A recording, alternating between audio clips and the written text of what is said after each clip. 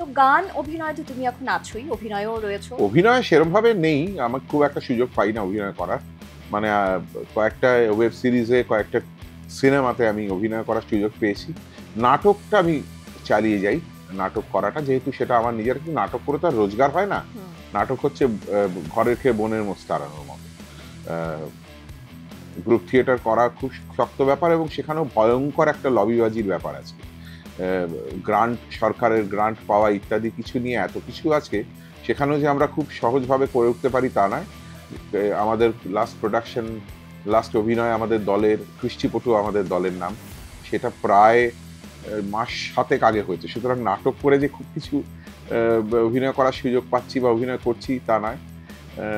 আর কেউ লাস্ট আমি ছবিতে অভিনয় করেছি। অঞ্জনদার ছবি, অঞ্জন দত্তের একটি ছবি, যেটা মৃণাল সেনকে নিয়ে করলেন উনি। হুম। হুম। চালচিত্র এখন বলে হুম। হুম। ছবিটা, সেই ছবিটায় অভিনয় করেছি। তারপরে আমাকে কেউ ডাকেনি, আমিও কাউকে কিছু বলিনি। তো সুতরাং আমি অভিনয়ে আছে, কিন্তু মূলত আমি মিউজিশিয়ান।